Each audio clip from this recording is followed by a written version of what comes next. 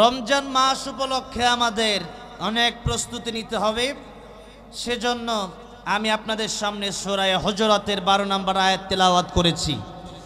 এই আয়াতের সাথে রমজান মাসের কোনো সম্পর্ক এই আয়াতের সাথে ডাইরেক্ট আপনি খুঁজলে তর্জমায় পাবেন না, কিন্তু রমজান মাস উপলক্ষে আমরা অনেক সময় শুধু রমজান মাস আসতেছে এর ফজিলত জানি, কিন্তু রমজান মাস এমন মাস যেই মাসে শুধু ফজিলত বান্দা পাবে না, অনেকের ব্যাপারে রাসূল নিজে বদদোয়া করেছেন। এই জন্য সেগুলো আমাদের আজকে জেনে এরপরে বাড়িতে যেতে হবে। রাজি আছে না নাই? জেনে বাড়িতে যেতে হবে এবং এগুলো আমল করার চেষ্টা করতে হবে। আল্লাহ তৌফিক দান করেন, বলেন আমিন। মূল আলোচনা সূরা হুজুরাত থেকে আজকে আলোচনা করব ইনশাআল্লাহ। এবার আসুন, মানুষ মৃত্যু বরণ করবে, এটা নিশ্চিত না অনিশ্চিত? নিশ্চিত। মানুষ মরবে। কার মরণ কখন হবে এটা কারো জানা? নবীজি নিজে বলছেন, ও আমার সাহাবীরা শোনো, আমি নবীজি, আমার কাছে মালাকুল মাউত আজরাইল যদি আসে আমার জান কবজ করার জন্য, তাহলে আমার কাছ থেকে অনুমতি নেওয়া লাগবে। কারণ নবীর দাম, আল্লাহর পরে যার সম্মান, এই পৃথিবীর কারো সাথে নবীর তুলনা হবে? নবীজির তুলনা কারো সাথে হবে না। আল্লাহর পরে যার সম্মান, আল্লাহ বলেছেন আলহামদুলিল্লাহি রাব্বিল আলামিন। আর নবীর ব্যাপারে বলেছেন ওয়ামা আরসালনাকা ইল্লা রাহমাতাল লিল আলামিন। যত জগৎ আছে আল্লাহ সমস্ত জগতের রব, আর যত জগৎ আছে সমস্ত জগতের জন্য রহমত আমার নবী। কে বলেছেন? আল্লাহ বলেছেন। এই জন্যে নবীজি শুধু আমাদের জন্য রহমত না, নবীজি কাফেরদের জন্য রহমত। নবীজি শুধু মানুষের আর জিনের জন্য রহমত না, কুল কায়নাত যা কিছু আছে এই পৃথিবীতে সব কিছুর জন্য আমার নবী কি? রহমত। এই জন্য আল্লাহর নবী, বিশ্ব নবী রাহমাতুল লিল আলামিন, কিনাকে আল্লাহ নিজে এই ঘোষণা দিয়েছেন। এবার আসেন আমার ভাইরা, আমার মুরব্বী বাবাজিরা, নবীজি নিজে বলছেন যে আমার এত সম্মান যে আমার মৃত্যুর সময় মালাকুল মাউত আজরাইল আমার কাছ থেকে অনুমতি নেওয়া লাগবে, এবং আল্লাহর নবীর মৃত্যুর সময় যখন হয়েছে তখন মালাকুল মাউত আল্লাহর নবীর পারমিশনের জন্য দরওয়াজার বাহিরে দাঁড়ায় দাঁড়ায় নবীকে সালাম দিচ্ছিলেন আর পারমিশন চাইছিলেন। আল্লাহু আকবার। নবীজি ডেকে বললেন, ও ফাতেমা, দরজার বাহির থেকে কে যেন আমার সালাম দেয়, কে যেন আমার কাছ থেকে পারমিশন চাই। ফাতেমা রে, দরওয়াজা তুমি খুলে দাও। ফাতেমা রাদিয়াল্লাহু আনহা দরজা খুললেন। দরজা খোলার পরে তিনি তাকায় দেখলেন এমন একজন মানুষ দেখা যায়, কিন্তু মানুষের মতো সুরত হলেও এটা দুনিয়ার কোনো সাধারণ মানুষের মতো আকৃতি তার ভেতরে নাই। তার মাথা আকাশের উপরে, তার পাগুলো জমিনের নিচে। এমন অগ্নিচক্ষু ফাতেমা রাদিয়াল্লাহু আনহা জিন্দেগিতে কোনোদিন দেখে নাই। ফাতেমা রাদিয়াল্লাহু আনহা ডাক দিয়ে বললেন, ও আমার বাবা, এমন আকৃতির লোক আমার জিন্দেগিতে আমি কোনোদিন দেখি নাই।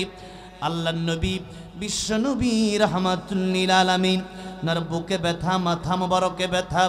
এরপরও তিনি কষ্ট করে তাকায় বললেন, ও ফাতিমা, ও মারে, এটা মালাকুল মাউত, এটা দুনিয়ার কোনো মানুষ না। এই মানুষ ওই মানুষ না, এটা তো মানুষ না, এটা ফেরেশতা মালাকুল মাউত আজরাইল। ও মা, আমার কাছে এসেছে, আমার কাছে আসার জন্য পারমিশন চাই। ফাতেমা রাদিয়াল্লাহু আনহা বলেন, ও আমার বাবা, আমি মালাকুল মাউতকে আসার জন্য পারমিশন দেব না। নবীজি বললেন, ফাতেমা রে, এটা আমি নবীর সম্মান। তাম পৃথিবীর মানুষের কাছে মালাকুল মাউত আসলে পারমিশন লাগে না, অনুমতি লাগে না, কিন্তু আমি নবীর কাছে মালাকুল মাউত এসে পারমিশন চাচ্ছে। এটা আল্লাহ রাব্বুল আলামিন আমি নবীকে সম্মান দান করেছেন। সম্মান যদি রাখতে চাও দরওয়াজা খুলে দাও, আর না হয় কিন্তু মালাকুল মাউত অটোমেটিক ঘরের ভিতরে ঢুকতে পারে, এরকম সিস্টেম কিন্তু মালাকুল মাউতের জানা আছে। এমত অবস্থায় মালাকুল মাউত আলাইহিস সালাম আমার নবীর কাছ থেকে পারমিশন নিয়ে ঘরের ভিতরে ঢুকেছিলেন। যেই কথাটা আমি বলতে চাই, আল্লাহর নবী, বিশ্ব নবী রাহমাতুল লিল আলামিন ডাক দিয়ে বললেন, সাবিরা, আমার কাছে মালাকুল মউত আসলে পারমিশন লাগবে, কিন্তু আমি নবীও বলতে পারবো না। আমি নবী নামাজ পড়ে ডান দিকে সালাম ফেরায়া বাম দিকে সালাম ফেরাতে পারবো, এই গ্যারান্টিও আমি নবী দিতে পারবো না। আল্লাহ নবী বিশ্ব নবী রাহমাতুল লিল আলামিন যদি নিজের জীবনের গ্যারান্টি না দিতে পারেন, আমার মতো আপনার মতো সুরমুদ্দার কর্মদ্দি কি জীবনের গ্যারান্টি দিতে পারবো নাকি? এই জন্য কবি বলেছেন, আমার মরণ আসিবে কখন কেউ তো জানি না, আমার মরণ আসিবে কখন কেউ তো জানি না, আমি মরে গেলে আমায় তোমরা ভুইলা যাও না, আমি চলে গেলে আমায় তোমরা ভুইলা যাও না, আমার মরণ আসিবে কখন কেউ তো জানে না, আমার মরণ আসিবে কখন কেউ তো জানে না, এই দুনিয়া চিরজীবন থাকার জায়গা না, অন্ধকার কবর যে আমার আসল ঠিকানা, এই দুনিয়া চিরজীবন থাকার জায়গা না, অন্ধকার কবর যে আমার আসল ঠিকানা, সবাই রেখে আমায় চলে যাবে সঙ্গী হবে না, সবাই রেখে আমায় চলে যাবে সঙ্গী হবে না, আমার মরণ আসিবে কখন কেউ তো জানে না, আমার মরণ আসিবে কখন কেউ তো জানে না, কবর মাঝে মা বাবাকে দেখা যাবে না, দেখব যাকে তিনি হলেন শাহে মদিনা, কবর মাঝে মা বাবাকে দেখা যাবে না, দেখব যাকে তিনি হলেন শাহে মদিনা, সেদিন আল্লাহ বিনে অন্য কেহ বন্ধু হবে না, সেদিন আল্লাহ বিনে অন্য কেহ বন্ধু হবে না, আমার মরণ আসিবে কখন কেউ তো জানে না, আমার মরণ আসিবে কখন কেউ তো জানে না। কথা বলেন ঠিক না বেঠিক? ইদা জাআ আজালুহুম লা ইস্তাখিরুনা সাআতাও ওয়ালা ইস্তাকদিমুন। আল্লাহ রাব্বুল আলামিন বলেন, মরণের সময় যখন হয়ে যাবে, একটা সেকেন্ড সময় তোমার আর দেওয়া হবে না। গতকাল ঢাকায় আগুন লাগলো ডেইন রোডে, সেখানে আগুন লাগার পরে প্রায় 50 জন মানুষ মারা গেলেন। এক পরিবারের 5 জন সদস্যই তারিতে যাওয়ার কথা ছিল, আর ইতালি যাওয়া হলো না। ওই 5 জনের জানাজা হয়ে গেল। আজকে কান্নার রোল পড়ে গেছে ব্রাহ্মণবাড়িয়া জেলাতে। ও আমার মুসলমান ভাইরা, আমার মুরব্বী বাবাজিরা, কত মানুষ মরে যায়, কত আশা থাকে, কত ভরসা থাকে, কিন্তু আনতা তুরিদ ওয়া আনা উরিদ ওয়াল্লাহু ফাআলুল লিমা ইউরিদ। আমারও আশা আছে, আপনারও আশা আছে, কিন্তু আমার আশার আপনার আশা পূরণ হবে কি হবে না তার জানা নাই, কিন্তু ইচ্ছার আশা পূরণ হবে একজনের। জোরে বলেন তিনি কে? এই জন্য এই দুনিয়াতে এসেছে আল্লাহর ইচ্ছায়, এই দুনিয়া থেকে আবার চলেও যাব কার ইচ্ছায়? এই দুনিয়াতে এসেছে আল্লাহর ইচ্ছায়, চলে যাব আল্লাহর ইচ্ছায়। সুতরাং দুনিয়াতে যতদিন থাকবো, যতদিন বাঁচবো, ততদিন থাকবো বাঁচবো। জোরে বলেন কার ইচ্ছায়? ইন্না সলাতি ওয়া নুসুকি ওয়া মাহইয়ায়া ওয়া মামাতি লিল্লাহি রাব্বিল আলামিন। আমার নামাজ, আমার কুরবানি, আমার জীবন, আমার মরণ সব হবে কার জন্য? বাঁচবো আল্লাহর জন্য, মরবো কার জন্য? আল্লাহর জন্য বাঁচলেও লাভ, আল্লাহর জন্য মরলেও লাভ। এই জন্য আল্লাহর নবী বিশ্বনবী রাহমাতুল লিল আলামিন একজন সাহাবীকে জিজ্ঞাসা করলেন, সাহাবী তুমি তো তোমার বাড়ি গাড়ি সব ছেড়ে দিয়ে আমার কাছে চলে আসলে, তোমার কি কোনো আশা আকাঙ্ক্ষা আছে নাকি তোমার জীবনে বলো?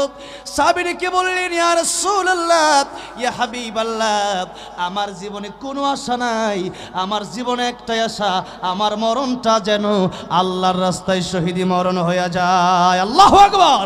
ওয়ালা তাকুলু লিমান ইউকতালু ফি সাবিলিল্লাহি আমওয়াত বাল আহইয়াউ ওয়ালাকিন লা তাশউরুন বাল আহইয়াউন ইনদা রাব্বিহিম ইউরযাকুন।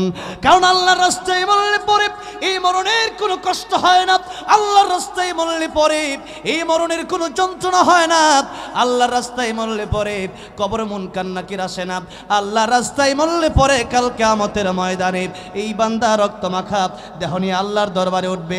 আল্লাহ জিজ্ঞাসা করবে, বান্দারে সবাই একরকম, তুমি ভিন্ন রকম, তার কারণটা কি? বান্দা ডেকে বলবে, আল্লাহ তাআলা তোমার কোরআনের কথা বলতে কি আমাকে তারা শহীদ করে দিয়েছে, সেই জন্য আজকের কিয়ামতের ময়দানে কাটা হাত কাটা পা আর এরকম রক্তাক্ত অবস্থায় আমি আপনার দরবারে উঠেছি। আল্লাহ তাআলা জীবনেও চলেছে আপনার জন্য, আর মরণ মৃত্যুকেও বরণ করে নিয়েছে আপনার জন্য। সুতরাং আজকের কিয়ামতের কঠিন ময়দানে এই রক্তাক্ত অবস্থায় আপনি আমারে উঠাইছেন। আল্লাহ রাব্বুল আলামিন বলবেন, বান্দারে আজকে तमाम পৃথিবীর মানুষের হিসাব যদিও আমি নেই, কিন্তু বান্দারে আজকে যারা যারা শহীদ হয়েছে আমার রাস্তায়, জীবনকে বিলিয়ে দিয়েছে, জীবনকে কোরবান করে দিয়েছে, তাদেরকে বিনা হিসাবে আমি আল্লাহ রাব্বুল আলামিন জান্নাতের মালিক বানিয়ে দিলাম। এই জন্য সাহাবায়ে কেরাম রাদিয়াল্লাহু আনহুম আজমাইন আল্লাহর রাস্তায় জীবন দেওয়ার জন্য তারা প্রস্তুত ছিলেন। আর আজকের মুসলমান তারা হয়ে গেছে 2 নম্বরের মুসলমান। মুসলমানের ঈমান আজকে হয়ে গেছে কচু পাতার পানির মতো, কচু পাতার ভিতরে পানি ধীরে যেরকম নাকি টলমল করতে থাকে, আজকে মুসলমানের ঈমানও টলমল করতে থাকে। 1 কাপ চায়ের বিনিময়ে কত মুসলমান পাওয়া যাবে যারা নাকি 1 কাপ চা 500 টাকার বিনিময়ে আল্লাহ রাসূলের বাদ দিয়া তাদের নেতার নাম জপতে থাকে, আছে না নাই? এই জন্য কবি বলেছেন, নামে মুসলমান নাকি কামে মুসলমান, নামে মুসলমান নাকি কামে মুসলমান, নামে কামে মিল না হলে, নামে কামে মিল না হলে বইবে যে তুফান, তুমি নামে মুসলমান নাকি কামে মুসলমান, তুমি নামে মুসলমান নাকি কামে মুসলমান। আমার ভাইরা, আমার মুরব্বী বাবাজিরা, এই জন্য আজকের এই বাংলাদেশের জমিনে উত্তাকালে দেখতে পারবেন নামে মুসলমান, কিন্তু কোরআনের মাহফিল যখন হয়, এই কোরআনের মাহফিলেও তারা গান বাজনা করতে অনুমতি চায় না, কিন্তু আল্লাহর কোরআনের মাহফিল যখন করা হয় তখন সেই মাহফিলের অনুমতি না নিলে অনেক সময় দেখা যায় ওই মাহফিলের গীত ভিতরে গিয়ে আল্লাহর কোরআনের আলোচনায় আলোচকদেরকে বাধা দিয়া দেয়া আছে না নাই? আমার ভাইরা, আমার মুসলমান ভাইরা, মুসলমান যদি দাবি করেন আজকে থেকে ভালো করে মনে রাখবেন, জীবন আল্লাহর জন্য, মরণ কার জন্য? এই জন্য আল্লাহর কোরআনের বিরুদ্ধে যখন কেউ কথা বলবে মুসলমান বসেই থাকা যাবে না, সাথে সাথে আল্লাহর কোরআনের পক্ষ নিয়ে প্রতিবাদ করতে হবে। রাজি আছেন কারা কারা? 2টি হাত তুলে আল্লাহর দেখায় দেন।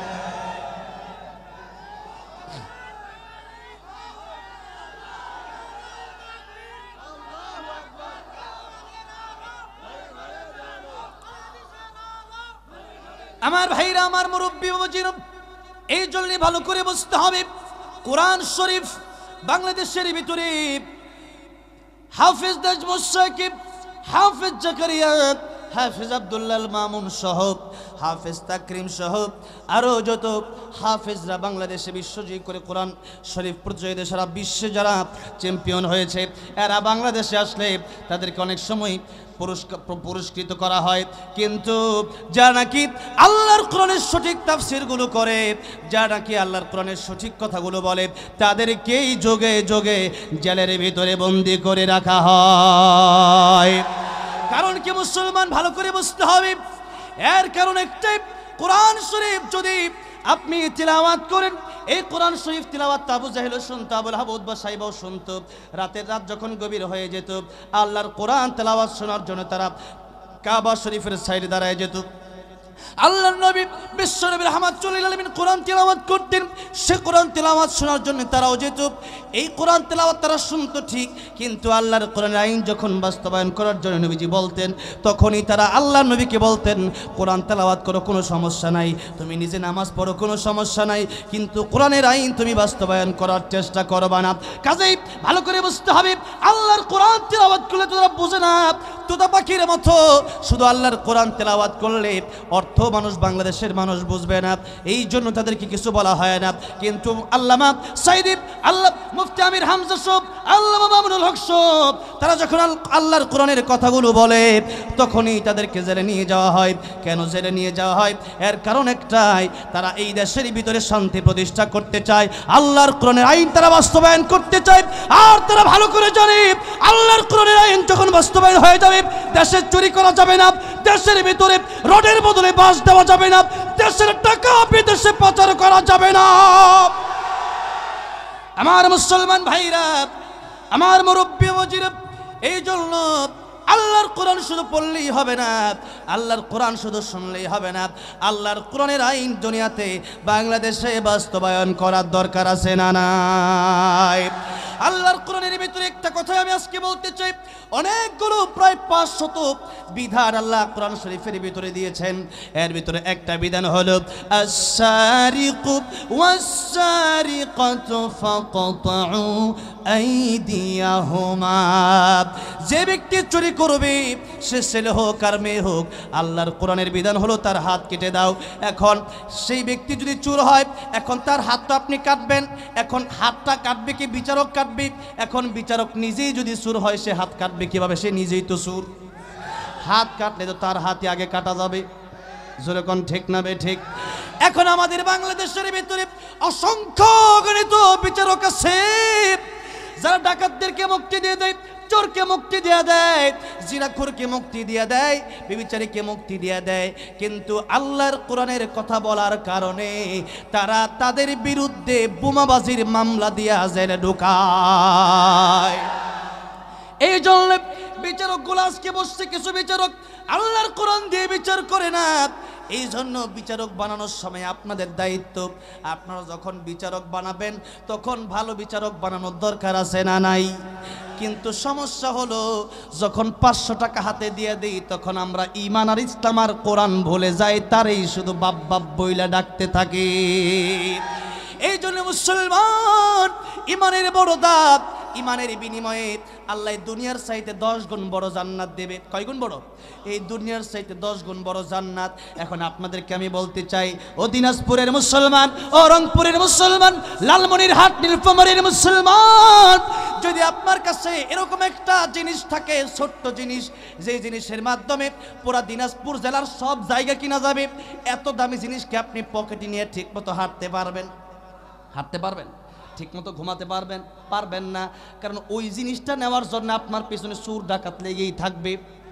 ওই জিনিস নেওয়ার জন্য যে সারা দিনাজপুর কিনা যাবে, এত ধনী, এত ছোট্ট একটা জিনিস তার পকেটে আছে, তার যেভাবেই হোক, তার অজ্ঞান করে হোক, তার কাছে চুরি করে হোক, ডাকাতি করে হোক, তার মেরে হোক, যেভাবেই হোক, তার কাছে জিনিস নেওয়াই লাগবে। তাহলে আমি পুরা দিনাজপুরের মালিক হয়ে যাব। এখন চিন্তা করেন, এই দিনাজপুরের মালিক হওয়ার জন্য যদি আপনার পকেট থেকে এই জিনিসটা নিয়ে যাওয়ার জন্য চোরে আপনার পিছনে লাগে, ডাকাত আপনার পিছনে লাগে, যে ঈমান দিয়ে আল্লাহর জান্নাত ক্রয় করবেন, সেই ঈমান কেড়ে নেওয়ার জন্য বুঝি চোর ডাকাত বাংলাদেশে নাই? আছে না নাই? এই জন্য বাংলাদেশের ভিতরে আল্লাহর কোরআনের শিক্ষা উঠায় দেওয়ার জন্য সকালবেলা আগে তো সারা বাংলাদেশের মানুষ, মা বাবারা সন্তানকে কোরআন শিক্ষার জন্য পাঠিয়ে দিত। আর এখন এই সন্তানগুলোর কেজি স্কুলে পাঠিয়ে দিচ্ছে। আপনি কেজি স্কুলে, আপনি স্কুলে পাঠান, কোনো সমস্যা নাই, কমপক্ষে সকালবেলা প্রাথমিক শিক্ষা সন্তানকে কোরআনের শিক্ষা দেওয়ার দরকার আছে না নাই?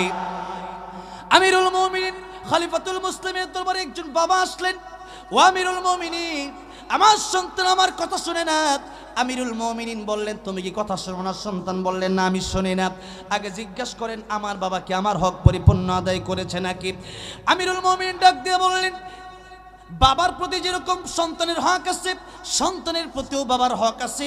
তোমার হক কি তুমি পালন করেছো? তোমার হক ছিল ভালো একটা স্ত্রী বিয়ে করা, কারণ ভালো মা বিয়ে না করলে ভালো সন্তানের আশা করা যায় না। ভালো মা থাকলে সেই মায়ের পেট থেকে আব্দুল কাদের জিলানী আসবে, আশরাফ আলী থানবী আসবে, ইমাম গাজ্জালি আসবে, ইমাম আহমদ ইবনে হাম্বল আসবে, আবু হানিফা রাহমাতুল্লাহি আলাইহি আসবে, ইমাম শাফি আসবে, ইমাম মালিক আসবে।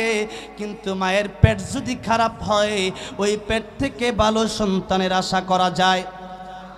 এই জন্য বিয়ে করার সময় ভালো দেখে বিয়ে করতে হবে।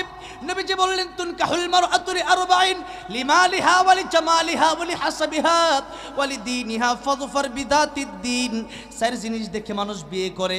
এক নম্বর মানুষ দেখে ধন সম্পদ, দুই নম্বর মানুষ দেখে তার চেহারা, তিন নম্বর মানুষ দেখে তার বংশ, চার নম্বর মানুষ দেখে তার দিনদারিতা তাকওয়া। এই জন্য নবীজি বললেন, ফাযফার বিযাতিদ্দীন। ওই চারটার ভিতরে সম্পদ কম, চেহারাও বেশি সুন্দর না, এরপরে বংশ বেশি বড় বংশ না, কিন্তু তার চরিত্র ভালো, এরকম মেয়েকে বিয়ে করে তোমরা ধন্য হয়ে যাও। জোরে বলেন সুবহানাল্লাহ। তাহলে বিয়ে করতে হবে যৌতুক নিয়ে না ভালো চরিত্র নিয়ে? ভালো চরিত্র নিয়ে আল্লাহ বোঝার তৌফিক দান করেন। জোরে বলেন আমিন। এরপরে মেয়েদেরকেও বিয়ে দিতে হবে ভালো স্বামী দেখে, কারণ স্বামীর সুপারিশে আল্লাহ স্ত্রীকেও জান্নাত দিবে কিয়ামতের ময়দানে। আবার স্ত্রী যদি বলে, আল্লাহ আমার স্বামী ছাড়া আমি জান্নাতে যাব না, আমার স্বামী গুনাহগার, আয় আল্লাহ তাআলা আজকে আমার স্বামীকেও আমার সাথে জান্নাতে দাও, আল্লাহ বলবেন তোর স্বামীকেও আজকে তোমার সাথে জান্নাতে দিয়ে দিলাম। এই জন্য সচ্চরিত্রবান দেখে বিয়ে করেন, সচ্চরিত্রবান দেখে সন্তানকে বিয়ে দেন। কিন্তু সেগুলো আমাদের দেশের ভিতরে নাই। আজকে আমাদের দেশের ভিতরে বিবাহকে করা হয়েছে কঠিন, আর জেনাকে করা হয়েছে সহজ। পাকিস্তানের এক ছেলে 13 বছর বয়স মাত্র, মেয়েকে পছন্দ হয়েছে, 12 বছর বয়সের মেয়েকে পছন্দ হয়েছে। বাবাকে স্পষ্ট বলে দিয়েছে, বাবা যদি প্রেম করতে হয় বৈধ না অবৈধ? বৈধ। সুতরাং বাবা আপনি আমার ওই মেয়ের সাথে বিয়ে করায় দেন। ওই মেয়ের সাথে বিয়ে না করা দিলে আমি স্কুলে যাব না। সুবহানাল্লাহ কোন? ইসলামের আইন তো আছে, ইসলামের আইন বাদ দিয়ে অন্য কোনো আইন গেলে হবে না। এবার আসেন, এই ছেলে বলার পরে বিয়ে করায় দিল, দুইজন একসাথেই বিয়ে করলো, এখন দুইজনে একসাথে স্কুলে যায়। মারহাবা বলেন, কত সুন্দর সিস্টেম।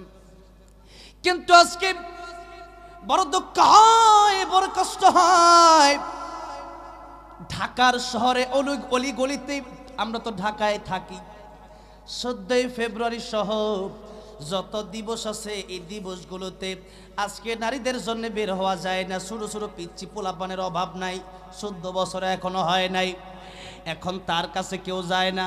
এটার কোনো অপরাধ নাই, এটার কোনো সমস্যা নাই। কত নায়ক নায়িকা ঘুরতেছে, অবাধে মেলামেশা করতেছে, তার কোনো সমস্যা নাই। কিন্তু বিয়ে করতে গেলে 18 বছরের জায়গায় 17 বছর হয়ে গেলে তার হেনস্থার কোনো শেষ নাই।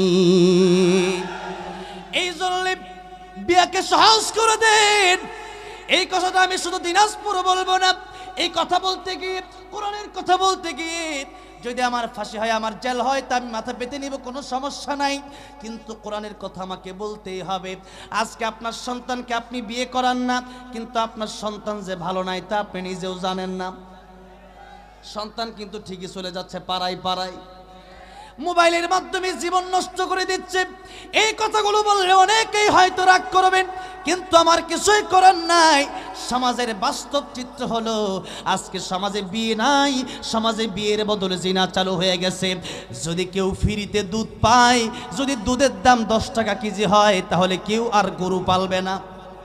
কেউ গরু পালবে না। কি আমি গরু পালবো, এত ঘাস খাওয়াবো, গরুরে আমি খাবার খাওয়াবো, গরুরে রাখবো, গরুর গোসল করাবো, এত কষ্ট করার পরে যদি গরুর দুধের দাম হয় 10 টাকাতে, গরু পেলাম। বিয়ে করার পর যেই কাজ, সেই কাজ যদি কেউ বিয়ে করার আগে করে, তাহলে বলেন তো ওই ছেলে ওই মেয়েকে দাম দিবে নাকি? দাম দিবে না। বাপ মা বলে বিয়ে করো, এরপরে বলে বিয়েতে রাজি না। কেন রাজি না? কারণ সে তো বিয়ে যেই কাজ পরে করবে ওই কাজ আগেই শেষ তার, সে বিয়ে করবে কেন? এই জন্য আজকে সমাজের ও মা ও বোন আপনাদেরকে বলছে, আজকে তো আপনারা পর্দা করতে ভালোবাসেন না, চিন্তা করেন নারীদেরকে কেন সমান অধিকার দেওয়া হলো না? ওয়াকরনা ফি বুয়ুতিকুন্না ওয়ালা তাবাররুজনা তাবাররুজাল জাহিলিয়াতিল উলা।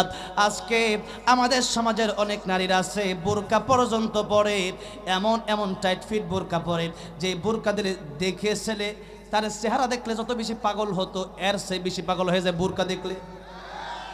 এমন বোরকা আমাদের দেশে এখন বের হয়েছে। এই জন্য বোরকা পরবেন, কালো বোরকা, ঢিলা ঢালা বোরকা হতে হবে, পর্দা করতে হবে, খাঁটি পর্দা, পর্দা হতে হবে। ফাতেমা রাদিয়াল্লাহু আনহার মতো যেতে চাই জান্নাতে, কিন্তু পর্দার কোনো খবর নাই। তাহলে আপনি জান্নাতে যাবেন কেমনে? অথচ ফাতেমা রাদিয়াল্লাহু আনহা করলেন কি? ফাতেমা রাদিয়াল্লাহু আনহা বললেন, ও আমার স্বামী, আমার মৃত্যুর পরে আপনাকে কয়েকটা ওসিয়ত করে যায়। একটা ওসিয়ত হলো, আমার মৃত্যুর পরে আপনি আমার কাফনের কাপড় পরাবেন, আপনি আমার কাফনের কাপড়ের উপর দিয়ে আরেকটা মোটা কাপড় দিয়ে দিবেন, যাতে করে আমি ফাতেমা কতটুকু লম্বা কতটুকু মোটা এটাও যেন মানুষ বুঝতে না পারে। জোরে বলেন আল্লাহু আকবার।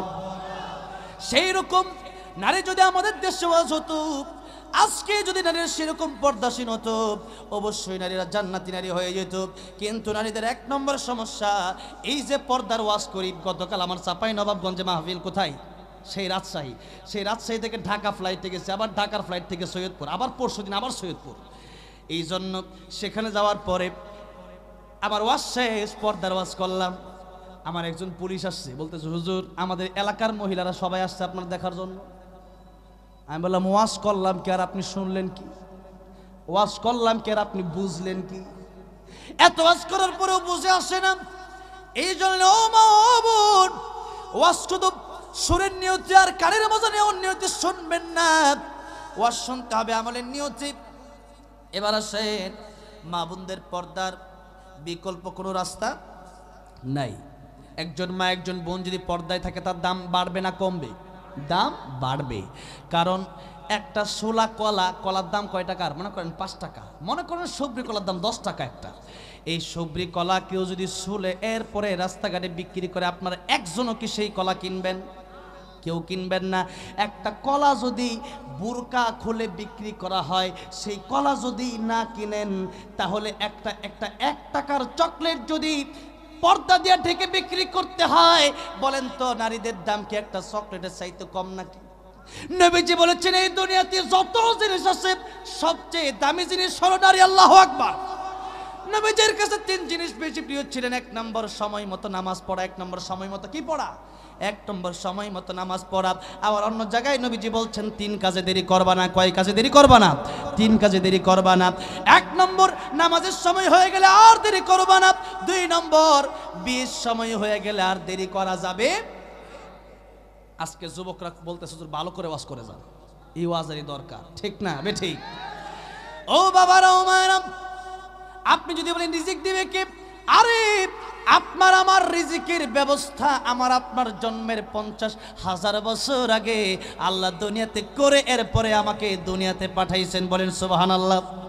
এই জন্য রিজিকের চিন্তা আমার না আল্লাহর। ওয়ারযুকহু মিন হাইসু লা ইয়াহতাসিব। আল্লাহর যদি মানতে পারেন, আল্লাহর বিধিবিধান যদি মানতে পারেন, তাহলে রিজিকের ব্যবস্থা করবেন কে? কষ্ট হচ্ছে আপনাদের? অল্প সময়ের ভিতরে শেষ করব। আলোচনা শুরু করতে করতে দেখি 12টা বেজে গেল। বুঝলাম না এটা কেমন? হ্যাঁ, আর আধা ঘন্টা চলবে? কতক্ষণ? হ্যাঁ, সারা রাত বলে আপনারা থাকেন সারা রাত, আমি আর কিছুক্ষণ বলে ঘুমাই। নারে তাকবীর, নারে তাকবীর। কোরআন সুন্নাত যেখানে, লিল্লাহি তাকবীর। তাহলে আর অল্প সময় আমাকে একটু কষ্ট করে দেওয়া যাবে? আল্লাহ আমাদের সবাইকে কবুল করেন, বলেন আমিন। আল্লাহ আমাদের সবাইকে মাফ করে দেন, বলেন আমিন। এরপরেও তো আরো অনেক কিছু বাকি আছে, এখানে লিখে দিয়েছে, এগুলো বলবো ইনশাল্লাহ। গজল বলার জন্য বলেছে, শুনবেন না আপনারা? গাইবো ইনশাল্লাহ। তাহলে যে কথা বলতেছিলাম, 3 কাজে দেরি করা যাবে। 1 নম্বর, নামাজের সময় হয়ে গেলে অবহেলা করা যাবে না। বিয়ের সময় হলে দেরি করা যাবে না। 3 নম্বর, মানুষ মরে গেলে ওই মানুষের জানাজা পড়তে দেরি করা যাবে কারণ আল মাউতু তুহফাতুল মুমিন, মুমিনের জন্য মৌত হলো হাদিয়া। মুমিনের জন্য মৌত কি? হাদিয়া। মুমিন ব্যক্তি তার আল্লাহর সাথে দেখা করার জন্য, জান্নাতে যাওয়ার জন্য একটা জিনিসই বাধা, ওই জিনিসের নাম মরণ। ওই জিনিসের নাম কি? মরণ। এই জন্য মুমিন কখন আল্লাহর সাথে দেখা করবে এই চিন্তায় মুমিন বান্দা অপেক্ষা করতে থাকে। জুড়ে বলেন সুবহানাল্লাহ। আব্দুল কাদের জিলানী তিনি বলতেন, জান্নাতো দোজখ সে ইয়া রব্বি ক্যা করো, জান্নাতো দোজখ সে ইয়া রব্বি ক্যা করো, আরজু হ্যাঁ मैं तुझसे দেখা করো। আল্লাহ তাআলা, আমি তো তোমার অপেক্ষায়, জান্নাত দিয়ে আর জাহান্নাম দিয়ে আমি কি করব? যদি তোমার একবার দেখতে পারি আমার মনে আর কোনো চিন্তা নাই। দুনিয়া সুন্দর, মানুষ সুন্দর, আসমান সুন্দর, জমিন সুন্দর, সুন্দরে সুন্দরে পাল্লা, জানি না কত সুন্দর তুমি আল্লাহ, জানি না কত সুন্দর, বলেন না বলেন না, জানি না কত সুন্দর তুমি আল্লাহ, জানি না কত সুন্দর। ঝরনা ছুটে চলে একে বেকে, পৃথিবীর বুকে কত ছবি আঁকে, নদীর ওই কলতানে সাগরের গর্জনে, নদীর ওই কলতানে সাগরের গর্জনে, ঢেউয়ে ঢেউয়ে দেয় পাল্লা, জানি না কত সুন্দর তুমি আল্লাহ, জানি না কত সুন্দর। বলেন না, জবান ছেড়ে দিই, জানি না কত সুন্দর তুমি আল্লাহ, জানি না কত সুন্দর। আমার ভাইরা, আমার মুরব্বি ওয়াজিরা, যে কথা বলতেছিলাম, আল্লাহর নবী বিশ্ব নবী রাহমাতুল লিল আলামিন বললেন, ও আমার মুসলমান, ও আমার সাহাবীরা, আমি নবীজি ডান দিকে সালাম ফিরায়া বাম দিকে সালাম ফিরাতে পারবো, এই গ্যারান্টি আমি নবী নিজে দিতে পারবো না। সুতরাং আমরা কি মরণের গ্যারান্টি দিতে পারবো? সুতরাং মরণের পরে এমন কিছু কাজ করে যাওয়া দরকার আমাদের, যেই কাজের মাধ্যমে মরণের পরে আমাদের কবরে সদকায়ে জারিয়ার সব পৌঁছতে থাকবে, এমন কিছু কাজ করার দরকার আছে না নাই? এখন আসেন, নবীজি বলেন 3 কাজ। কয় কাজ? 3 কাজ। 1 নম্বর নবীজি বললেন সদকায়ে জারিয়া। 1 নম্বর কি? সদকায়ে জারিয়া। 1 নম্বর নবীজি বললেন, আল্লাহর ঘর মসজিদে অথবা মাদ্রাসায় যদি তোমাদের টাকা পয়সা তোমরা খরচ করতে পারো, আমার আল্লাহ রাব্বুল আলামিন ওই মসজিদ, ওই মাদ্রাসায় যতদিন কোরআন তেলাওয়াত চলবে, যতদিন নামাজ চলবে, যতদিন আমল চলবে, তাদের সবার আমল আল্লাহ রাব্বুল আলামিন তোমাদের কবরে পৌঁছায় দিতে থাকবেন। আপনি আমি মরে যাব, কিন্তু এই মাদ্রাসা থাকবে না, মরে যাবে। মাদ্রাসা থাকবে, আপনি আমি মরে যাব, আল্লাহর ঘর মসজিদ থাকবে, আপনি আমি চলে যাব, এই মাদ্রাসায় আল্লাহর কোরআন তেলাওয়াত হবে। এই জন্য এই মাদ্রাসার জন্য আমি আলোচনা শুরু করতে করতে আজকে সময়টা চলে গেল, এই জন্য লম্বা চড়া কথা আমি বলতে পারলাম না। কিন্তু আলোচনা, কিন্তু আমি মূল আলোচনা এখনো শুরু করি নাই, মূল আলোচনা শুরুই করতে পারলাম না। কেন যে সময় চলে, আজকে আমি বলতে পারলাম না। এখন যারা আছেন আপনারা কিন্তু উঠবেন না, উঠবেন, উঠছেন না। মূল কথা কিন্তু আজকে বলবো, যেই কথা যদি আপনি জানেন বুঝবেন, আরে এই কথা না শুনলে পুরাই মিস করবেন। যেই কথাই একটু পরে আমি বলবো, আয়াতে তাফসীরে যখন ঢুকবো আপনি বুঝবেন কি করতেছেন আপনারা। এই জন্য সদকায়ে জারিয়া এটা হচ্ছে গুরুত্বপূর্ণ আমল। এই আমল যদি আমরা করতে পারি, আমরা মরে যাব, কিন্তু মরে গেলে মনে করেন, মাঝে মধ্যে উদাহরণ দেই, 3 কোটি গুনাহ 3 কোটি সওয়াব, বা 3 কোটি গুনাহ 2 কোটি সওয়াব। এখন মিজানের পাল্লা ভারী করার জন্য তো 3 কোটির উপরে নেকি লাগবে। এখন এই নেকিটা হবে কিভাবে? আপনি মরে গেলেন, এখন তো গুনাহ তো আর করতে পারতেছেন না, কিন্তু নেকি করবেন কিভাবে? এই যে মাদ্রাসায় টাকা পয়সা দিবেন, এই দেওয়ার কারণে আল্লাহ রাব্বুল আলামিন ওই মাদ্রাসার ছাত্রটা কোরআন তেলাওয়াত করবে, সে আরো ছাত্র বানাবে, তার ছাত্ররা আবার আলেম হবে, এই আলেমরা আবার আরো ছাত্র বানাবে। কিয়ামত পর্যন্ত যত আলেম হবে, যত ছাত্র হবে, আপনি 500টা 1000 টাকা দেওয়ার কারণে সবার সব আপনি পেয়ে যাবেন। আল্লাহ কত সুন্দর সিস্টেম রেখেছেন, কিন্তু আমরা বুঝি না, আমরা জানি না। আলী রাদিয়াল্লাহু আনহু 3 দিন তার ঘরে খাবার থাকতো না, কিন্তু দানের বেলায় কোনো কমতি ছিল। দুনিয়াতে আল্লাহ 10 গুণ দিবে, দুনিয়াতে আল্লাহ 10 গুণ দিবে। এই জন্য আলোচনা মূল আয়াতের তাফসীরে যাওয়ার আগে এরকম কোনো ব্যক্তিকে আছেন, মাত্র 5, 6, 10 মিনিটের ভিতরে এই কথাগুলো বলবো। যদি কেউ উঠেন, মনে করবো সেই মাদ্রাসার মসজিদকে ভালোবাসেন না, নবীর ঘর এই মাদ্রাসা, এই মাদ্রাসার জন্য আমি দেব 10,000, আমি দেব 20,000, আমি দেব 30,000, আমি দেব 5,000। এরকম ব্যক্তি কে আছেন? প্রথমে যে ব্যক্তি দিবেন তার দেখা দেখি যারা দিবে সবার সব তিনি পাবেন। এই জন্য কাল কিয়ামতের ময়দানে একটা নাকি মা বাপেও আমাকে দিবে না। সেই দিনে আল্লাহর নবীর হাউজে কাউসারের পানি পান করার আশায়, জান্নাতে যাওয়ার আশায় কে আছেন যে আমি 10,000 টাকা, 20,000 টাকা এতিমখানা মাদ্রাসার জন্য, আমার নবী ছিলেন এতিম, আজকে আমার নবীকে ভালোবেসে এই এতিমখানা মাদ্রাসায় আমি 10,000 টাকা দেব। কে আছেন? হাতটা উঠাবেন আল্লাহর জন্য। এখন কেউ উঠবেন না, কারণ উঠে গেলে মাহফিলের সৌন্দর্য নষ্ট হয়ে যাবে। আমি আমার আয়াতের তাফসির করেই আজকের আলোচনা শেষ করব, সূরা হুজুরাতের আয়াতের তাফসির শেষ করেই। কিন্তু এখন কেউ উঠবেন না। এখন যারা দান করবে আপনারা সবাই আমিন বলবেন। দান করে যে সওয়াব পাবে আপনি আমিন বলেও সেই সওয়াব পাবেন। জোরে বলেন সুবহানাল্লাহ। এই জন্য একটু বসে আমিন আমিন বলবেন, আর কিছু করার দরকার নেই। যদি টাকা নাও দিতে পারেন, এখন প্রথমে কি দিবেন? স্টেজে হন, ডানে হন, বামে হন, হাজার হাজার জনতার ভিতরে 10,000 টাকা দেওয়ার মতো এতিমখানার ভিতরে আমার টাকা আছে, আমার 5 লাখ টাকা ব্যাংকে আছে, আমি 10,000 টাকা আল্লাহর দিনের জন্য কোরবানি করে দেব। এরকম কি কোনো ব্যক্তি নাই? একজন ব্যক্তিও নাই। এত হাজার হাজার মানুষের ভিতরে এই দিনাজপুরের, এখানে অনেক দূর থেকে মানুষ এসেছেন, কাছে থেকে হন, দূর থেকে হন, এখন দেন, পরে দেন, এই মাদ্রাসাটার জন্য 10,000 টাকা দিয়ে দিবেন। এরকম কোনো ব্যক্তি নাই। সদকায়ে জারিয়া আপনার কবরে সব পৌঁছতে থাকবে। নবীজি বলেন আল মসজিদু বাইতুল্লাহ ওয়াল মাদ্রাসাতু বাইতি। মসজিদ আল্লাহর ঘর, মসজিদ নবীর ঘর। কার ঘর? নবীর ঘর।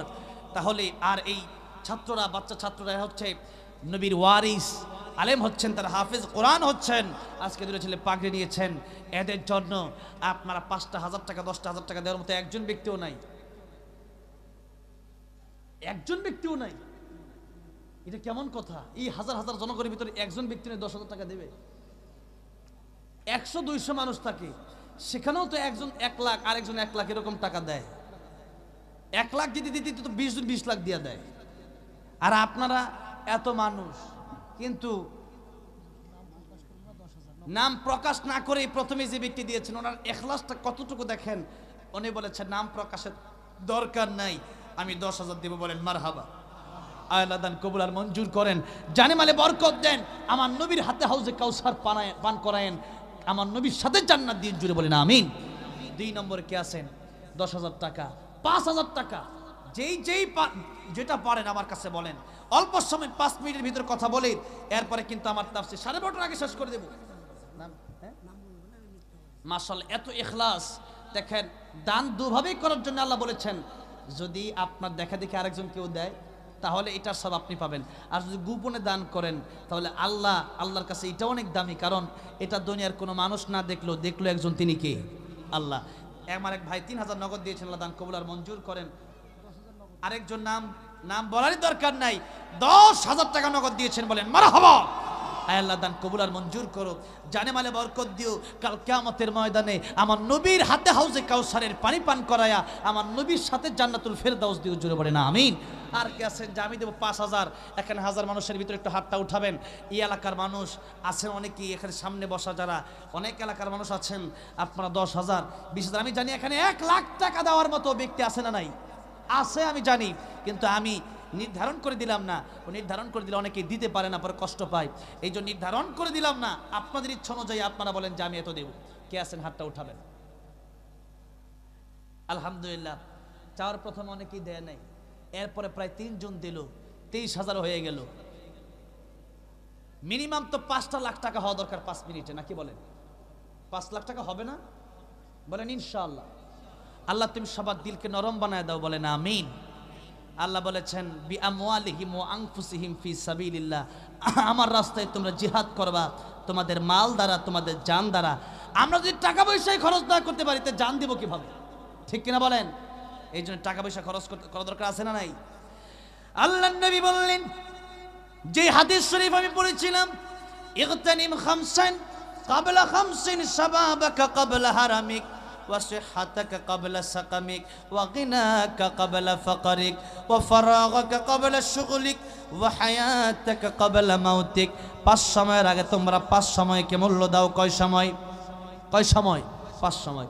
1 নম্বর, যুবক থাকা অবস্থায় আল্লাহর ইবাদত করো, কারণ বৃদ্ধ হয়ে গেলে আল্লাহর ইবাদত করা কষ্ট হয়ে যাবে। 2 নম্বরে সিহহাতাকা ক্বাবলা সাকামিক, সুস্থ অবস্থায় আল্লাহর ইবাদত করো, অসুস্থ হয়ে গেলে কষ্ট হয়ে যাবে। 3 নম্বরে গিনাকা ক্বাবলা ফাকরিক, ধনী থাকা অবস্থায় আল্লাহর ইবাদত করো, আল্লাহর রাস্তায় দান করো, কারণ গরিব হয়ে গেলে আর দান করার সুযোগ পাবে না। সকাল বেলার ধনী তুমি ফকির সন্ধ্যা বেলা।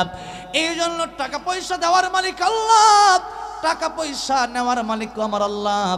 এমন যদি কোনো রোগ হয়ে যায়, যেই রোগ হওয়ার কারণে ব্যাংকে আছে 10 লাখ কিন্তু 30 লাখেও কাজ হবে না, এমন রোগ বাংলাদেশে আছে না নাই?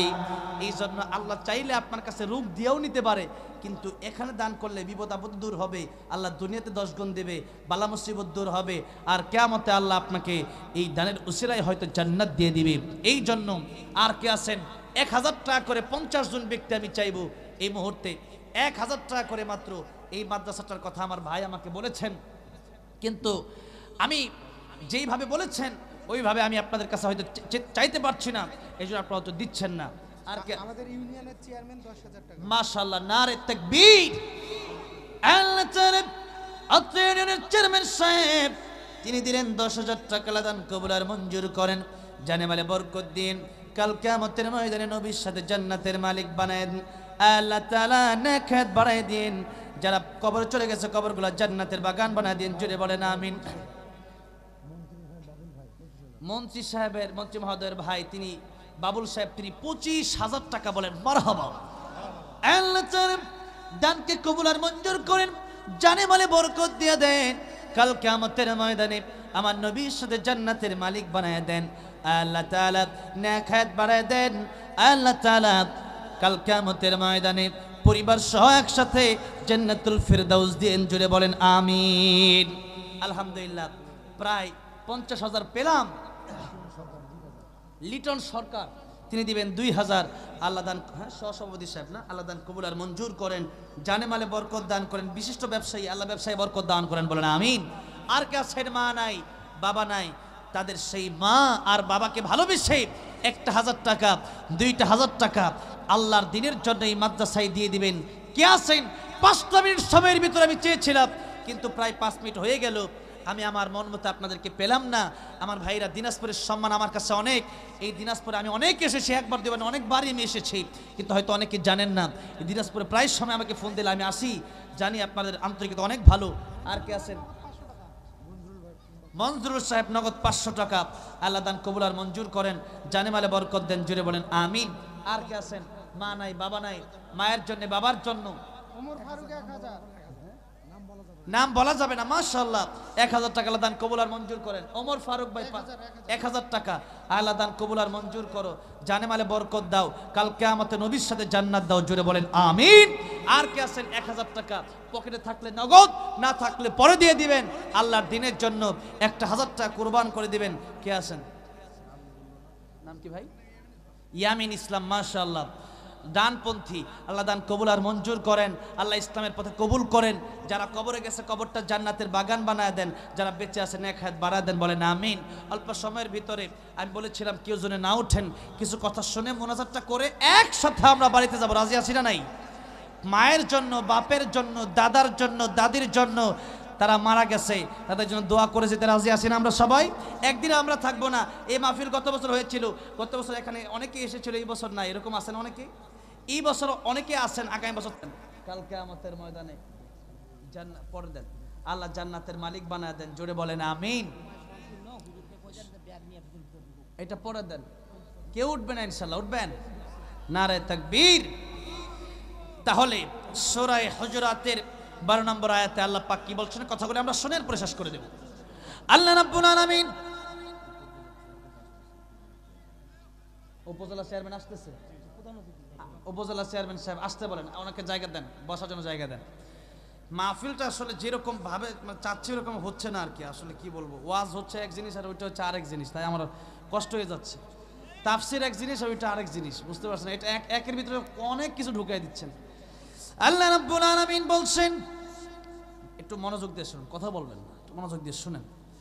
ইয়া আইয়ুহাল্লাযীনা আমানু ইজতানিবু كثيرا من الظن إن بعض الظن إثم ولا تجسسوا ولا يغتب بعضكم بعضا আমি আপনাদের সামনে তেলাওয়াত করেছি এর কারণটা আমি এখনই বলবো সূরা হুজুরাতের 12 নম্বর আয়াতে আল্লাহ রাব্বুল আলামিন বলছেন ঈমানদারেরা তোমরা কারো প্রতি খারাপ ধারণা করবে না কিন্তু এই গুনাহটা আমাদের ভিতরে আছে না নাই এই গুনাহ একজন যাচ্ছে রাস্তা দিয়া তার স্ত্রীকে নিয়ে যাচ্ছে আমি আপনি চিন্তা করি ও তার স্ত্রী নাকি তার গার্লফ্রেন্ড মনে হয় কে জানি এরকম চিন্তা অনেক সময় আসে না নাই অনেক সময় পুলিশ ভালো পুলিশ আমাদের দেশে আসে না নাই ভালো র‍্যাব ভালো আর্মি ভালো সরকারি চাকরিজীবী আসে না নাই কিন্তু অনেক সময় ভালো আছে হ্যাঁ অনেক সময়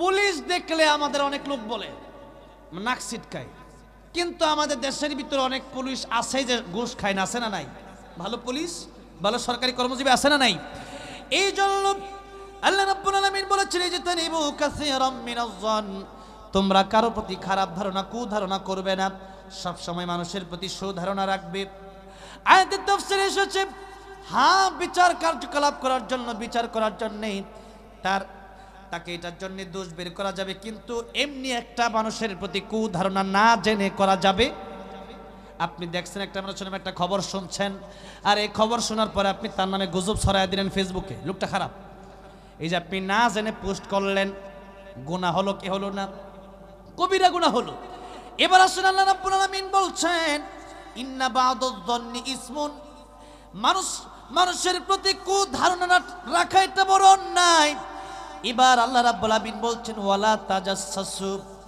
এরপরে তোমরা কারো দোষ ত্রুটি খোঁজার জন্য পারাবারি করবা না আমাদের দেশে এমন লোক আছে নিজের দোষের খবর নাই আরেকজনের দোষ তালাশ করতে সে খুব ব্যস্ত আছে না নাই এই জন্য নিজের দোষ যা আছে এটার দিকে তাকান কারণ আপনার কবরে আপনি যাবেন আমার কবরে আমি যাব আমার কবরে আমার হিসাব দিতে হবে আমার কবরে আমার হিসাব দিতে হবে আপনার কবরে আপনাকে হিসাব দিতে হবে কাল কিয়ামতের ময়দানে আমার ডান হাতে আমলনামা আসবে নাকি বাম হাতে আমলনামা আসবে আমি কি জান্নাতে হব নাকি আমি জাহান্নামে হব সেই চিন্তায় তো ঘুম না হওয়ার কথা কিন্তু আজকে নিজের দিকে কোনো খবর নাই নিজের গুনার শেষ নাই আরেকজনের গুনার খবর নিয়ে ব্যস্ত এই জন্য মুসলমান ভাইরা আমার মুরব্বি ওয়াজিরা আমার আরেকজনের প্রতি কুধারণা করা এটা হচ্ছে কবিরা গুনাহ আরেকজনের দোষ খোঁজা এটাও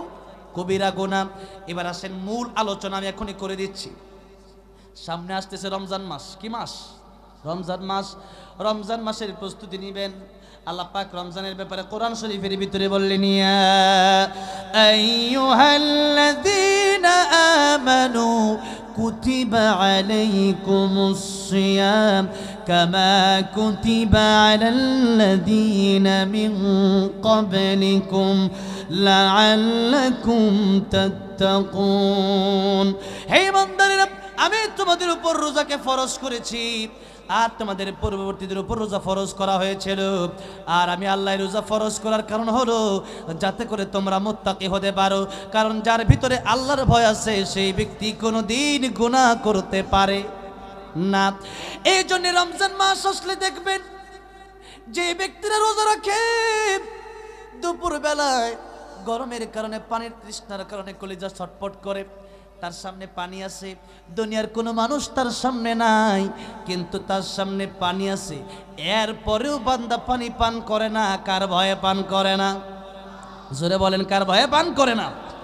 আল্লাহর ভয়ে পান করে না ইফতারির সময় হয়ে গেছে আর 10 মিনিট 15 মিনিট বাকি আছে খানা সামনে আছে আপেল কমলা আঙ্গুর আনার কলা বেদানার অভাব নাই বিরিয়ানি পেঁয়াজ বেগুনি আলুর চপের অভাব নাই এরপরে বান্দা একবার ঘড়ির দিকে তাকায় আর একবার বান্দা ইফতারির দিকে তাকায় বান্দা 10 মিনিট আছে খোদায় ছটফট করে এরপরেও বান্দা খায় না ইফতারের সময় আল্লাহ ডাক দিয়ে বলেন ফেরেশতারা তাকায় দেখো এই বান্দা বানাইতে নিষেধ করেছিলে অথচ এই বান্দা আমি আল্লাহর ভয়ে খায় না পান করে না এই বান্দার জিন্দেগির সব গুনাহ আমি আল্লাহ মাফ করে দিলাম এখন আসেন এই রমজান মাসে আমাদের শিক্ষণীয় বিষয় হলো তাকওয়া।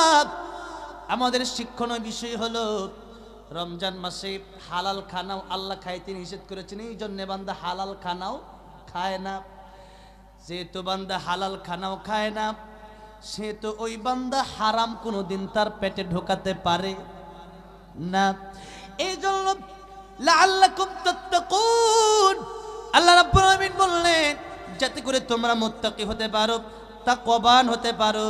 আর তাকওয়া মানুষ কালো ধলা লম্বা খাটো মোটা চিকন দেয়া হয় না। তাকওয়া নবীজি বলেন 3 বার বলেছেন, আত-তাকওয়া হা হুনা, আত-তাকওয়া হা হুনা, আত-তাকওয়া হা হুনা। তাকওয়া হলো অন্তরের ব্যাপার। অন্তরের ভিতরে তাকওয়া না থাকে, বড় জুব্বা লাগালেই বড় মুত্তাকি হওয়া যায় না, বড় পাগড়ি পরলেই বড় মুত্তাকি হওয়া যায় না, বড় দাড়ি রাখলেই বড় মুত্তাকি হওয়া যায় না। হযরত কালো বেলাল রাদিয়াল্লাহু আনহু কালো হাবশী গোলাম, এরপরেও আল্লাহর নবী জান্নাতের ভিতরে যখন গেলেন, নবীজি হাঁটার আওয়াজ পাচ্ছেন।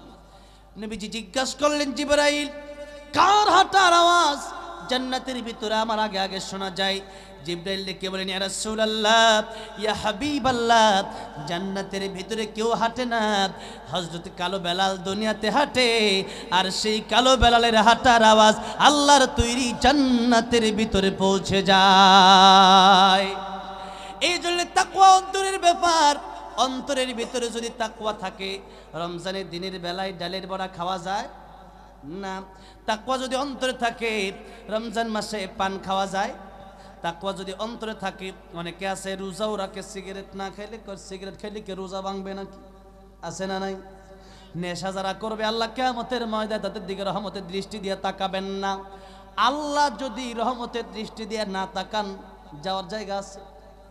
জান্নাত আপনাকে আপনার বাপে দিয়ে দিতে পারবে, দিবে কে জান্নাত? আল্লাহর রহমতের দৃষ্টি যদি পেতে চান, নেশা চলবে না, বন্ধ। ইয়াবা, ফেন্সিডিল, নামাজ, হ্যাঁ, রোজা, মা বাবার খেদমত, হ্যাঁ, এটা চলবে। এবার আসেন, যেই কথা বলতেছিলাম, তাকওয়া যদি অন্তরের ভিতরে থাকে, গুনাহ করা সম্ভব না। কারণ বান্দা জানে আমি রোজা রেখেছি। আল্লাহ নিজে বলেন, আস-সাওমুলি, বান্দা রোজা রাখে কেবলমাত্র আমার জন্য। কার জন্য? আল্লাহর জন্য। আল্লাহ বলেন, আস-সালাতুল ইয়া যাকাতুল ইয়া হাজ্জুলি, কারণ নামাজ মানুষকে দেখানোর জন্য পড়ে। অনেক সময় ভোটের দরকার হয়, অনেক এমন দেখেছি আমি, নেতা সাহেব নামাজের ভিতরে দাঁড়ায় গেছেন, উজু আছে না নাই খবর নাই, নামাজের ভিতরে দাঁড়ায় গেছেন, কারণ নামাজ না পড়লে মানুষ ভোট দেবে। আর অনেক লোক আছে, টাকা পয়সা আছে, হজে না গেলে মানুষ বলবে কত খারাপ, কত কৃপণ, দেখো টাকা পয়সা আছে এরপরেও হজে যায় না। যাকাত না দিলে বলবে জাকাত দেয় না, কত কৃপণ। এই জন্য 300 টাকার লুঙ্গি, 400 টাকার শাড়ি দিয়া হাজার হাজার মানুষকে বিদায় করে। ওই লুঙ্গি 1 মাসও যায় না, এরকম দান আছে না নাই? এইরকম দিয়া লাভ কি? আপনি একজনকে দেন, ভালোটা দেন, যেমনটা দিলে কমপক্ষে 1 বছর রিক্সা চালক, ভ্যান চালক চলতে পারে। ওটা 1 মাসও যায় না, লুঙ্গি ছিঁড়ে যায়। ওটা কেমন ধরনের লুঙ্গি আপনি দিলেন? ওটাতে আল্লাহকে দেখানোর জন্য দেওয়া হয় না, এটা মানুষকে দেখানোর জন্য দেওয়া হয়েছে। এই যাকাত তো কবুল হবেই না, বরং এটার মধ্যে আপনার আর গুনাহ হয়ে যাবে। কাল কিয়ামতের ময়দানে লৌকিকতার কারণে আপনাকে জাহান্নামে জ্বলতে হবে। এই জন্য লোক দেখানো আমল আল্লাহর দরবারে কবুল হবে না। আল্লাহ বলেন, আস-সাওমুলি ওয়া আনা আজজি বিহি, রোজা বান্দা রাখে আমি আল্লাহর জন্য। আস-সাওমু, রোজা লি, আমার জন্য রাখে বান্দা। কারণ রোজা মানুষকে দেখানোর জন্য রোজা রাখা যায়। রোজা মানে সকাল থেকে সন্ধ্যা পর্যন্ত আপনি পানাহার না করে থাকলেন, সহবাস না করে থাকলেন। এখন বুঝবেন ভালো করে, নবীজি এক হাদিস শরীফের ভিতরে বলছেন, বান্দা তুমি আল্লাহর জন্য রোজা রাখবা, সারাদিন রোজাও রাখলা, আবার গীবত করলা, তোমার রোজার 1 পয়সাও মূল্য নাই। এবার এই কথা আমার আয়াতে আল্লাহ রাব্বুল আলামিন বলছেন, আইয়ুহিব্বু আহাদুকুম আইয়াকুলা লাহমা আখিহি মাইতান ফাকারিহতুম। তোমরা কেমনটা পছন্দ করো যে তোমাদের নিজেদের মৃত ভাইয়ের গোশত তোমরা ভক্ষণ করবে। আপনারা কি কেউ এটা পছন্দ করেন? করেন? কেউ পছন্দ করেন না, কিন্তু আল্লাহ গীবতের সাথে নিজের মৃত ভাইয়ের গোশত খাওয়ার সাথে তুলনা দিলেন, নাউজুবিল্লাহ বলেন। তো এখন আমাদের কি গীবত ছাড়া দরকার আছে না নাই? এবার আসেন, গীবত কারে বলে, গীবতের সংজ্ঞা, এবং গীবত করলে যে ব্যক্তি করবে তার কি ক্ষতি, যার ব্যাপারে গীবত করবে তার কি লাভ, এই কথা বলে আরেকটা গুনাহ বলে আলোচনা শেষ। মাত্র 10 মিনিট টাইম, কষ্ট হচ্ছে? আল্লাহ বুঝার তৌফিক দান করেন। নারে তাকবীর। তাহলে গীবত করা যাবে। সুফিয়ান সাউরি একজন বড় ইমাম রাহমাতুল্লাহ আলাইহি, ওনার খাদেমকে ডেকে বললেন, খাদেম এই যে নাও কিছু টাকা পয়সা হাদিয়া তোফা তোমারে দিলাম, ওইটা ওই ব্যক্তিকে দিয়ে আসবা। যে ব্যক্তির নাম বললেন, খাদেম ডাক দিয়ে বললেন, হুজুর তো আপনার বিরুদ্ধে বদনাম বলে। হুজুর ডাক দিয়ে বললেন, আমার বিরুদ্ধে বদনাম বলে সেই জন্যই দিলাম। হুজুর আপনার বিরুদ্ধে বদনাম বলে আপনি এই জন্য দিলেন, তার মানেটা কি? হুজুর ডাক দিয়ে বললেন, তারে দিলাম এই জন্য ও আমার যত বড় উপকার করেছে, আমার মা বাবা এত বড় উপকার আমার করে নাই। এখন বুঝবেন কেমনে? মা বাবা এত বড় উপকার করে নাই, সে আপনার বদনাম করে যত বড় উপকার করেছে। এই কথা শুনলে আশা করি আর জীবনে কোনোদিন কোনো মানুষের বিরুদ্ধে গীবত করবেন না। এখন বুঝতে হবে দুইটা ক্ষতি। সুফিয়ান সাউরি রাহমাতুল্লাহ আলাইহি বললেন, ওই ব্যক্তি আমার এত বড় উপকার করেছে যে উপকার আমার মাও করে নাই, আমার বাবাও করে না। আল্লাহ কোরআনে বলছেন, ইয়াউমা ইয়াফিরুল মারউ মিন আখিহি ওয়া উম্মিহি ওয়া আবিহি ওয়া সাহিবাতিহি ওয়া বানি। কিয়ামতের ময়দানে ভাই বোনের কাছে আসবে না, বোন ভাইয়ের কাছে আসবে না, মা বাবা সন্তানের কাছে আসবে না, সন্তান মা বাবার কাছে আসবে না। সুতরাং কিয়ামতের ময়দানে যদি সন্তানের জন্য মা বাবারও কাজে না আসে, তার মানে মা বাপকে বলবে, মা আজকে আমার জান্নাতে যাওয়ার জন্য কিছু নেকি দরকার দিবেন। মা বলবে, আমার বিয়ে শাদী কিছুই হয় নাই। বাবা বলবে, আমি বিয়েই করি নাই, কিসের সন্তান। আর এই ব্যক্তি যেই ব্যক্তি আমার বিরুদ্ধে গীবত করলো, সেই ব্যক্তি আমার গুনাহ কিয়ামতের ময়দানে নিয়ে যাবে, আর তার ভালো কাজগুলো নিয়ে আমি জান্নাতের ভিতরে চলে যাবে। বলেন সুবহানাল্লাহ। তাহলে আমার বিরুদ্ধে যদি কেউ গীবত করে, যদি কখনো আজকে থেকে এই কথা শোনেন যে আমার বিরুদ্ধে আমার ব্যাপারে বাজে কথা কেউ বলেছে, আমার বিরুদ্ধে মন্তব্য করেছে, তখন তার হাতে আপনি 500 টাকা দিবেন। কি দিবেন? কি দিবেন? আচ্ছা, তা না পারেন 100 তো দিতে পারবেন, তা না পারেন 5 টাকা দিবেন। কয় টাকা দিবেন? ওর যদি লজ্জা থাকে আর জীবনে গীবত করবেন, ঠিক কিনা বলেন? ওরে 5 টাকা হাতে দিয়ে বলবেন, ভাই চা খাইস।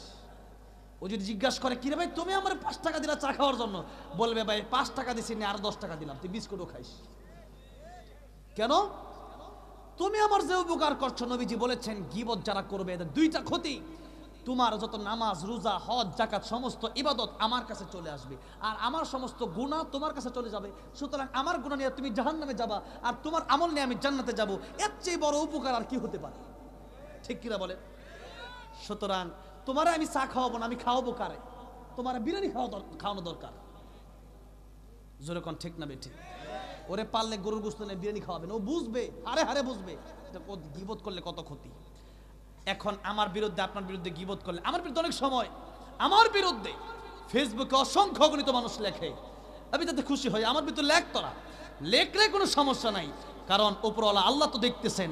এই লেখার বিনিময়ে কিয়ামতের মধ্যে আল্লাহ কাজ করে, আমি যতক্ষণ মাফ না করব, বান্দার বিরুদ্ধে কথা বলার কারণে ওই বান্দার কাছেই মাফ চাইতে হবে।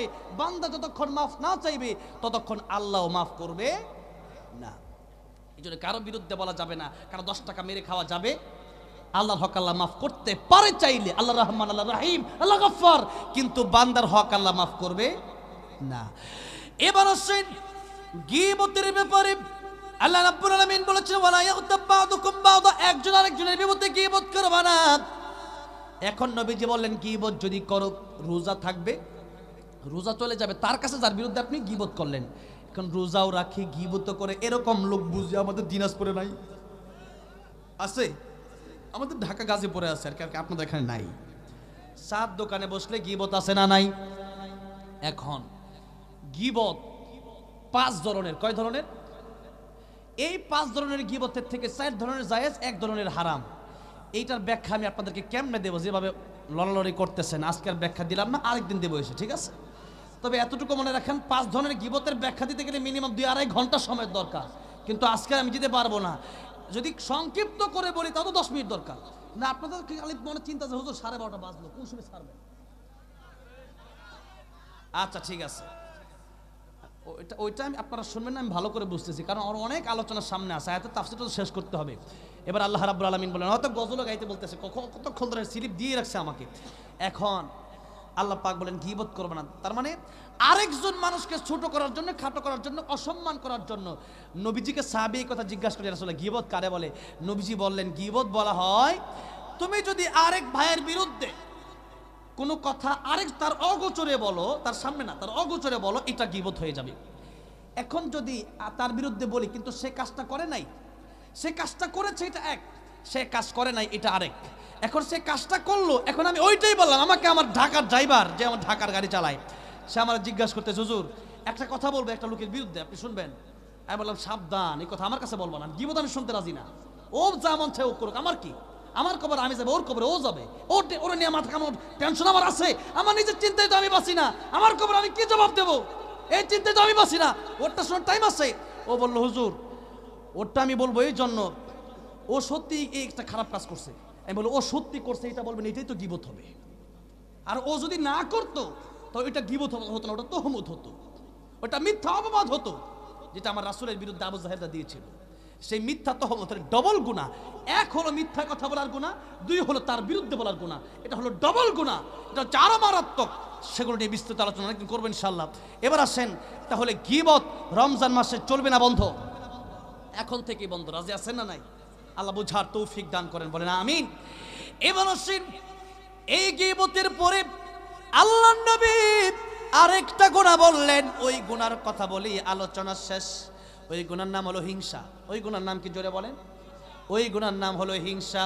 হিংসা যারা করে, আগুন যেমন লাকড়িকে জ্বালায় দেয়, হিংসা ওইভাবে মানুষের নেকিকে জ্বালায় দেয়।